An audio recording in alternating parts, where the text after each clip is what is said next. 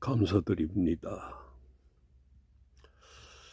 오늘 본문 5절에서 바울이 우리 복음이 너희에게 말로만 이른 것이 아니라 또한 능력과 성령과 큰 확신으로 된 것임이라고 했습니다.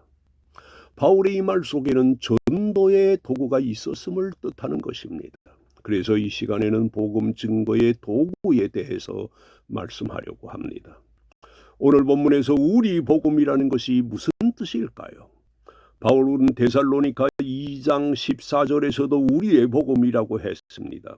그리고 또 고린도 후서 4장 3절에서도 마찬가지로 우리의 복음이라고 합니다.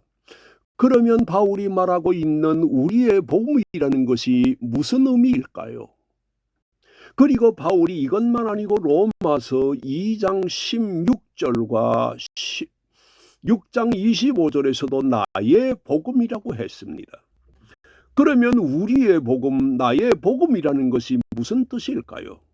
나의 복음, 우리의 복음, 이것을 쉽게 말하면 우리가 전한 복음이라는 뜻이고 내가 전한 복음이라는 뜻입니다.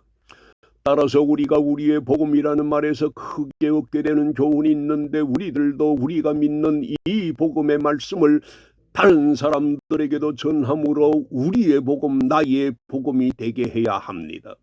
왜 우리가 이렇게 해야 할까요?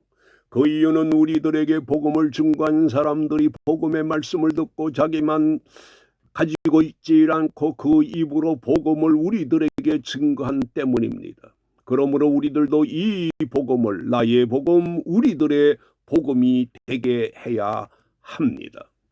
예수를 믿는다고 하면서도 그 누구에게도 예수를 믿읍시다라는 말 한마디 하지 않고 산다면 우리는 매우 이기적인 사람이 되는 것입니다.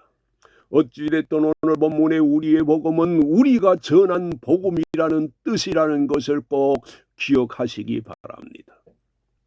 그러면 바울이 무엇을 도구로 복음을 증거했을까요? 이것에 대해서 오늘 본문 5절에서 이렇게 말하고 있습니다.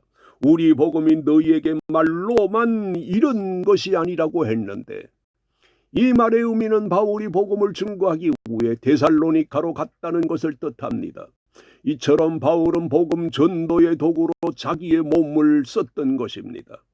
이것은 예수님도 마찬가지입니다. 그래서 주님이 누가복음 19장 10절에서 이렇게 말씀하셨습니다. 인자에 온 것은 잃어버린 자를 찾아 구원하려 함이니라고 하셨던 것입니다. 그런데 여기에서 주님이 오셨다는 것이 무엇을 뜻하는 것일까요? 주님은 이 세상을 지으신 분으로서 저 하늘에서 계시다가 우리를 위해서 그것의 모든 것을 포기하시고 이 세상의 사람이 되어 오신 것입니다. 바로 그 몸으로 전도하시려고 모든 것을 포기하셨던 것입니다. 그리고 주님이 이 세상에 오셔서 갈릴리 지역에 두루 다니시면서 복음을 전하셨던 것입니다. 우리가 이런 사실에서 볼 수 있는 것처럼 주님은 전도를 최고의 가치로 여기셨고 그 몸을 도구로 쓰셨던 것입니다. 멸망받을 사람을 구원하신다는 것, 세상에서 이것처럼 값진 것은 없습니다. 그리고 이 구령사업을 위해서 몸을 쓴다는 것, 대단히 가치 있는 것입니다. 그리고 또 바울이 무엇을 도구로 복음을 증거했다고 합니까? 오늘 본문 5절에서 이렇게 말하고 있습니다. 우리 복음이 너희에게 말로만 이른 것이 아니라고 했는데, 이 말의 의미는 바울이 데살로니가에 가서 언어를 도구로 해서 복음을 전했다는 것입니다. 다시 말해 우리의 입이 복음 전도의 도구가 되어야 합니다. 우리가 잘 아는 것처럼 우리의 입은 음식물을 섭취하는 기능, 언어를 구사하는 기능 등 매우 중요한 일을 합니다. 우리는 우리의 이 입을 이런 일 외에 복음 전하는 입술로 삼아야 할 것입니다. 복음 증거에 대해서, 이런 복음 증거에 대해서 로마서 10장 15절에서 이렇게 말씀하시고 있습니다. 보내심을 받지 아니하였으면 어찌 전파하리요? 기록된 바 아름답도다 좋은 소식을 전하는 자들의 발이여 함과 같으니라고 하신 말씀에서 볼 수 있는 것처럼 내가 믿는 예수님을 증거하는 입술은 매우 아름다운 것입니다. 우리 믿는 사람들은 이 입을 복음 전도의 입이 되게 해야 합니다. 그런데 사람이 믿는다고 하면서도 이사야 59장 3절에서 말씀하시는 것처럼 우리의 몸과 지체를 이렇게 써서는 안 될 것입니다. 이는 너희 손이 피에 너희 손가락에 죄악에 더러워졌으며 너희 입술은 거짓을 말하며 너희 혀는 악독을 내밀어. 이처럼 우리 믿는 사람들의 입은 물론 모든 지체를 아름답게 써야 합니다. 그리고 또 바울이 무엇을 도구로 전도했다고 합니까? 이것에 대해서 오늘 본문 5절에서 이렇게 말하고 있습니다. 우리 복음이 너희에게 말로만 이른 것이 아니라고 했는데 이 말의 의미는 바울이 복음 증거의 도구로 언어 외에 또 다른 것을 도구로 썼다는 것입니다. 우리가 식사할 때에 무엇을 도구로 쓰나요? 한두 가지가 아닙니다. 수저만 쓰는 것이 아닙니다. 그릇도 쓰고 또 포크도 도구로 씁니다. 바울이 복음 증거를 할 때도 마찬가지였습니다. 바울이 오늘 본문에서 우리 복음이라고 했는데 이 말은 바울이 혼자만 아니라 다른 사람들과 함께 복음을 증거했다는 것입니다. 자기만 복음 증거의 도구가 된 것이 아니라 다른 사람들과 짝을 이루어 복음을 전했다는 것입니다. 이것에 대해서 바울이 이 데살로니가전서 1장 1절에서 이렇게 말하고 있습니다. 바울과 실로아너와 디모데는이라고 말하고 있습니다. 그래서 주님도 마태복음 10장에서 그 제자들을 파송하실 때에도 둘씩 짝을 지어 파송하셨던 것입니다. 우리가 이렇게 서로 함께 전도의 도구가 되어야 합니다. 그래서 전도서 4장 12절에서도 이렇게 말씀하시고 있습니다. 한 사람이면 패하겠거니와 두 사람이면 맞설 수 있나니 세 겹줄은 쉽게 끊어지지 않으리라고 하셨습니다.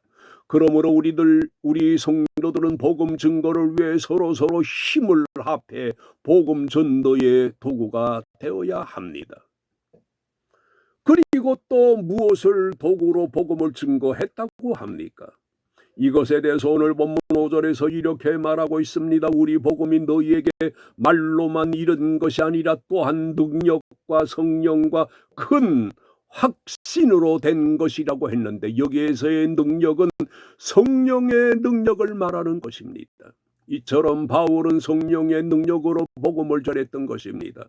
그래서 그가 고린도전서 2장 4절에서 이렇게 말하고 있습니다. 내 말과 내 전담이 설득력 있는 지혜의 말로 아니하고 다만 성령의 나타나심과 능력으로 하였다고 합니다. 바울이 이렇게 한 것은 사람들을 믿음에 복종하도록 함에 있어서 인간적인 노력이나 설득을 하지 않았다는 것입니다. 이처럼 우리가 전도할 때에 필요한 것이 성령의 능력입니다. 그런데 이 방법으로 매우 크게 효과를 본 사람이 있는데 그가 바로 베드로입니다.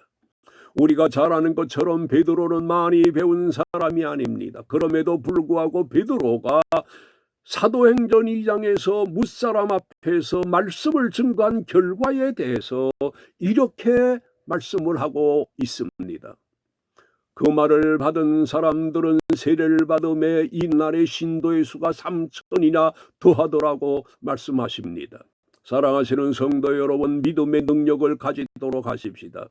주님이 나를 구원하시기 위해 십자가를 주셨고 우리들을 거듭나게 하시려고 부활하셨고 또 우리를 위해서 다시 오실 것이라고 하는 재림의 확신을 가져야 합니다. 이런 확신을 가질 때 주님의 능력이 우리들에게 함께 하실 것입니다. 이것이 전도에 꼭 필요한 도구입니다. 그리고 또 바울이 무엇을 도구로 복음을 증거했다고 합니까? 이것에 대해서 역시 오늘 본문 5절에서 큰 확신으로 된 것임이라 하신 말씀에서 볼 수 있는 것처럼 바울은 전도 사역을 한 것은 누가 시켜서가 아니라 그가 주님을 만났고 또 확실한 체험을 했기 때문에 그가 이것이 동기가 되어 복음을 증거하게 되었는데, 바울이 예수님을 만난 이후 예수님이 우리들의 구주시라는 확신, 예수님이 부활의 주시라는 확신, 예수님이 하나님이시라는 것, 또 예수님이 심판주로 다시 오실 것이라는 것 등 모든 복음의 내용에 확신을 가지고 있었던 것입니다. 이런 확신을 가지고 있었기 때문에 죽기를 각오하고 복음을 증거했던 것입니다. 바울의 이런 확신이 증거의 에너지였는데, 우리들도 복음의 전도자가 되려면 이런 확신, 이런 에너지가 있어야 합니다. 이것이 자동차나 전철이나 항공기도 마찬가지입니다. 왜냐하면 모든 자동차에 가솔린이나 경유가 없으면 그 차가 아무리 좋아도 움직이지 않습니다. 에너지가 이렇게 중요한 것입니다. 미사일도 마찬가지고 대포도 그렇습니다. 또 항공모함도 마찬가지입니다. 그러므로 우리가 꼭 가져야 할 것이 있는데 그것이 확신입니다. 물론 구원의 경우 구원의 확신을 가졌다고 해서 그 사람이 확실하게 구원을 받는 것 아닙니다. 왜냐하면 구원받을 것을 확신하는 사람들 중에 적지 않은 사람들이 구원의 근거를 잘못된 데다가 두는 경우가 많기 때문입니다. 요즘 세상을 떠들썩하게 했던 신천지, 저는 TV에서 나오는 소리만 들었는데 그들이 이만희에게 총회장 하나님이라고 하더라고요. 정말 깜짝 놀랐습니다. 이런 경우 이 사람들이 구원의 확신을 가졌다고 해서 그들이 구원을 받는 것이 아닙니다. 그러므로 복음의 바른 근거를 둔 사람의 확신이 필요한 것입니다. 이런 확신이 구원받는 것이고, 이런 확신을 가진 사람 이 복음을 증거하게 되는 것입니다. 그리고 바울이 또 무엇을 도구로 복음을 증거했다고 합니까? 이것에 대해서 5절에서 이렇게 말하고 있습니다. 우리가 너희 가운데서 너희를 위하여 어떤 사람이 된 것은 너희가 아는 바와 같으니라고 한 말씀에서 볼 수 있는 것처럼, 바울은 자신의 변화된 인격을 도구로 삼아 복음을 증거했던 것입니다. 복음 전도에 있어서 이 도구가 대단히 중요한 것입니다. 바울이 이런 신앙적인 인격 변화된 모습으로 데살로니카에 들어가서 그들에게 복음을 전했는데 그 결과가 무엇이었을까요? 이것에 대해서 1장 6절에서 이렇게 말씀하시고 있습니다. 또 너희는 많은 환난 가운데서 성령의 기쁨으로 말씀을 받아 우리와 주를 본받는 자가 되었느니라고 하면서 7절에서 이렇게 말하고 있습니다. 그러므로 너희가 마게도냐와 아가야에 있는 모든 믿는 자의 본이 되었느니라고 말하고 있습니다. 우리가 이 말씀에서 볼 수 있는 것처럼 데살로니가 교회 성도들은 바울이 증거한 예수의 복음을 받아들여 구원받은 하나님의 사람이 된 것뿐만 아니라 변화된 바울을 닮아 변화된 삶까지도 가진 성숙한 그리스도인들이 되었던 것입니다. 이 결과 데살로니가 교회 성도들이 마게도냐와 아가야 지방에 있는 모든 믿는 자들에게도 본이 되었던 것입니다. 주님이 그래서 마태복음 20장 16절에서 이와 같이 나중된 자로서 먼저 되고 먼저 된 자로서 나중되리라고 하신 말씀과도 같이 데살로니가 교회 성도들이 나중에 믿었으나 그들의 신앙은 그 누구 못지않게 앞선 사람들이 되었던 것입니다. 우리가 여기에서 알게 되는 것이 있는데 그것은 전도자, 증거자의 중요성입니다. 왜냐하면 사람이 처음 복음을 받을 때 그가 성경을 보고 예수님을 믿는 것이 아니라 전도하는 사람을 보고 예수를 믿기 때문입니다. 그러므로 복음을 증거해야 할 우리들이 주님의 삶의 모습을 본받아야 합니다. 그리고 복음을 가지고 사람들에게 내 삶과 함께 복음을 증거해야 합니다. 우리에게 복음을 받아들인 사람들이 오늘 본문의 데살로니가 교회 성도들과 같이 되는 것입니다. 그런데 이것은 이미 주님이 마태복음 28장 20절에서도 우리에게 부탁하신 것입니다. 내가 너희에게 분반 모든 것을 가르쳐 지키게 하라고 하셨습니다. 그냥 복음을 증거해서 믿게만 하라고 하는 것이 아니라 모든 것을 가르쳐 지키게 하라고 하셨던 것입니다. 그러므로 우리들도 복음과 함께 변화된 모습을 도구로 전도하는 사람이 되어야 할 것입니다. 결론적으로 우리들도 복음과 함께 내 몸, 내 시간, 내 변화된 모습으로 사람들에게 복음을 증거하는 사람이 되어야 합니다. 왜냐하면 주님께서 이것을 우리들에게 부탁하셨기 때문입니다. 바울도 이렇게 한 때문입니다. 훌륭한 복음 전도자들이 되기를 주님의 이름으로 축원합니다.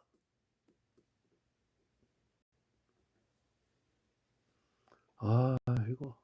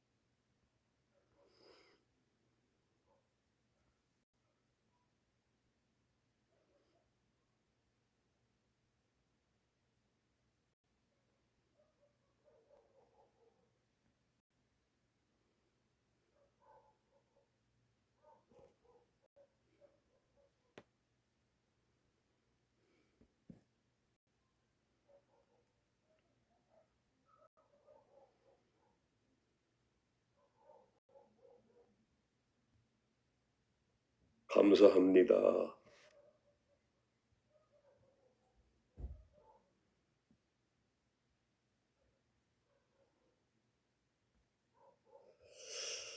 오늘 본 감사